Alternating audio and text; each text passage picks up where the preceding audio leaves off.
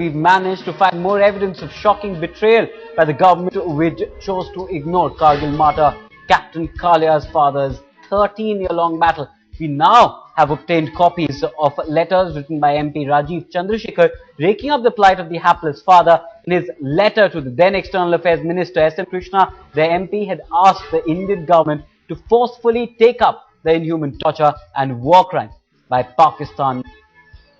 And despite Krishna's assurance, nothing concrete materialized on the issue.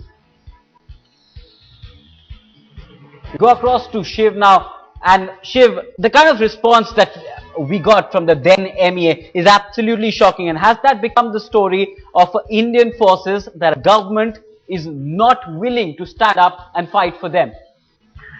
Even a cursory reading, Siddharth, of the letter that S. M. Krishna has written in reply to the Rajya Sabha MP pretty much shows you just how helpless Indian government is. It doesn't sound like a letter from an Indian foreign minister. It sounds like a letter from a lower bureaucratic functionary. They're talking about how, repeated efforts haven't managed to bear fruit. It does not reflect the kind of war that, N K Kalia, the father of Captain Saurabh Kalia, has actually been waging over more than a decade now to get justice for his son. Remember, first he waged a battle against the system to get the post-mortem report and all the documents related to his son's death. He has still not won that battle. And he's been fighting this parallel battle regarding, taking this case to the International Court of Justice, to make a war crime case against Pakistan for what happened to Captain Saurabh Kalia, his son, and 4 other, sepoys from the 4 Jas Regiment unit. So what we're actually seeing right now is S. M. Krishna's letter pretty much affirming that no matter what India does as far as Pakistan is concerned, it's underlined by a sense of complete helplessness. It's underlined by a sense of, bureaucratic red tape, and the fact that over 10 years the government has done pretty much nothing except send them letters. Right, let me just quote from the letter what S. M. Krishna had written. And government has stated on several occasions in Parliament that the matter has been raised with Pak authorities and in appropriate international fora. It is indeed unfortunate that our efforts have not borne fruit. This, however, doesn't imply that we've forgotten our brave sons or that we're giving up efforts to ensure that the guilty responsible for perpetrating such heinous acts are brought to justice. While the letter says something, it's a very, very weak response by the MEA. Shiv, the fact remains that the Indian government has done absolutely nothing to try and get justice. And it's the father, Mr. N K Kalia, who's now having to take his fight to the Supreme Court to ensure that his son gets some semblance of justice. I can tell you that the number of letters that have been written between Mr. N K Kalia, his brother, several different departments of government, including the Home Ministry, the Ministry of Defense, the Prime Minister's office, even the National Security Advisor's office. Letters have been written to all of these people. In 2006, Siddharth, when I worked for a different newspaper, I did a story about how N K Kalia had actually approached President APJ Abdul Kalam, asking him to actually step in and force the matter because he was trying to get documents that would at least help him build a legal case against Pakistan for his own son. It's been an extremely lonely battle. Remember, what happened to Saurabh Kalia happened in May 1999. We're now in November 2012. That many years later, not a single thing has actually moved. Each and every response that N K Kalia has got, either directly or indirectly through government, in terms of interdepartmental correspondence, has basically said pretty much the same thing that S. M. Krishna has said, that an effort is on to try and get justice for Captain Saurabh Kalia, but it hasn't borne fruit so far. Right, Shiv, a situation like this, one wonders how difficult is it to actually raise up these issues at the international fora? Is it like a massive procedure which the government requires a lot of legalese which the government couldn't sort through in such a long time? Could you just take us through that procedure? Alright, it seems that we've lost Shiv Arur, but it's absolutely shocking the way the government's responded to the pleas, not just by N K Kalia, the father of Captain Saurabh Kalia, but also letter from various MPs and other dignitaries as well.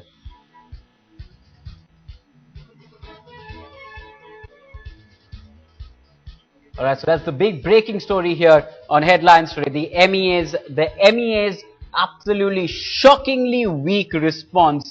I just read out that letter where there's absolutely no mention of taking up the issue properly at the international fora, taking that matter to International Court of Justice and ensuring that some justice is done to Captain Saurabh Kalia, who was brutally and gruesomely tortured to his death by Pakistan during the Kargil war.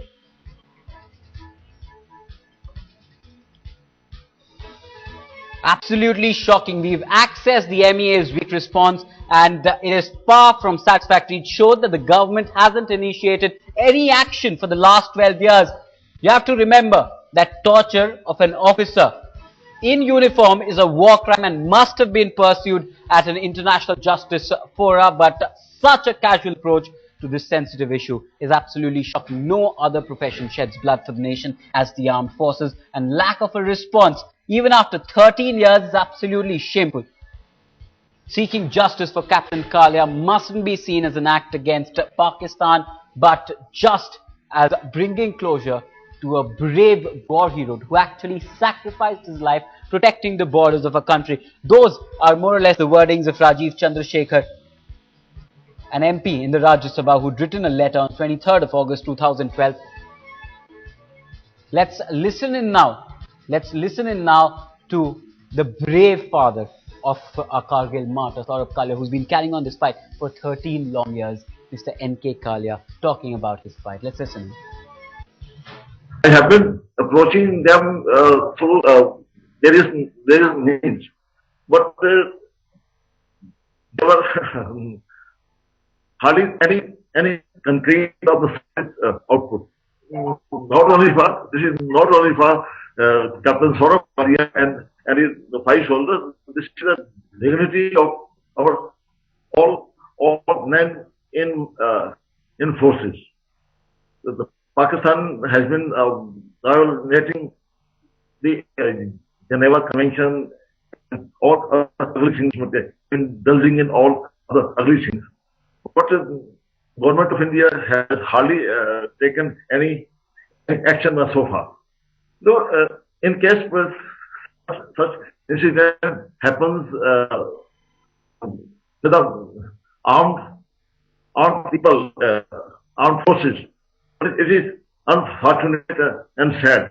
Well, I feel personally to sacrifice the father nation every soldier would love to, but not happen to Captain Saurabh Kalia and his 5 soldiers. No parents, no army, no nation can see to that. This is my last hope.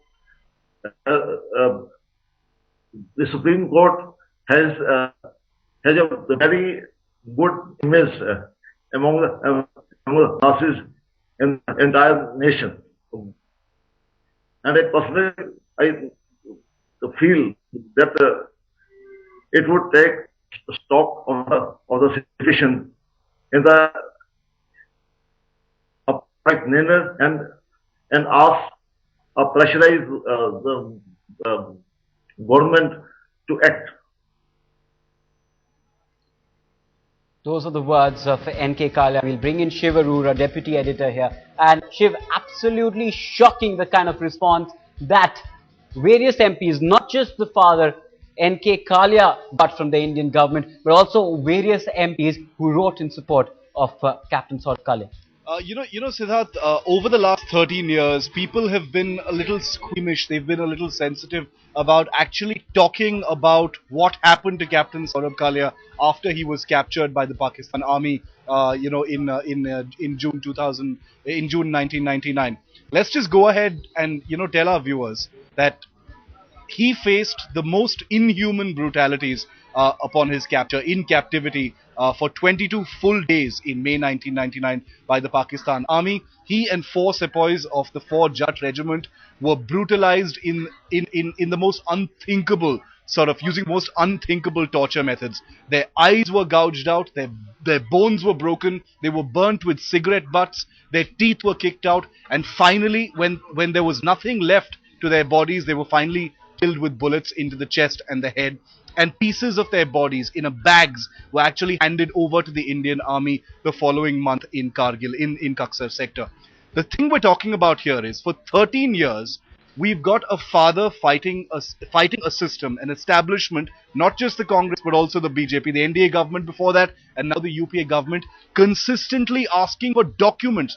He isn't asking for something as nebulous as justice for my son. That he's doing now. But for 13 years, he's been asking for documents, the post-mortem report of his son, the dispatches, all the logs and the documents that were made mentioning his son, because he wants to understand what really happened. Imagine the plight of a father who does not have the information he requires if indeed he could actually plan a legal battle on his own. What he's doing now is a case of last resort. He's approached the Supreme Court because, like he said in that exclusive interview to us, he says the Supreme Court has a reputation for people like me.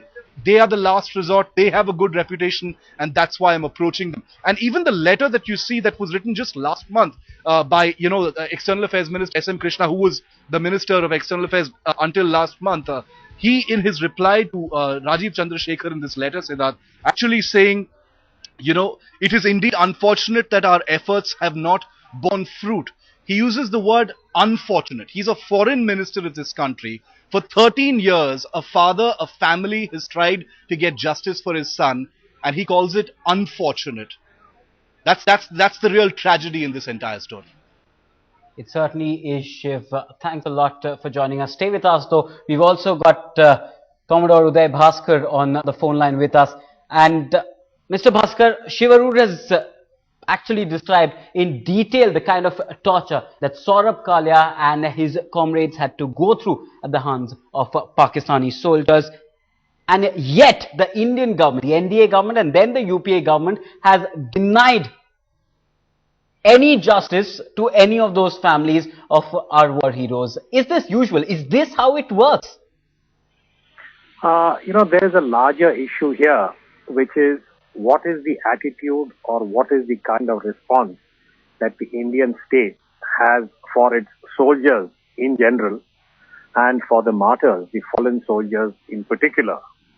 And I say this with a lot of anguish that I'm afraid the Indian state... I'm really sorry, I'll have to cut you short, Mr. Bhaskar. Obviously, that is an issue that we will take up at an appropriate fora as well. And thanks a lot, Shiv Arur.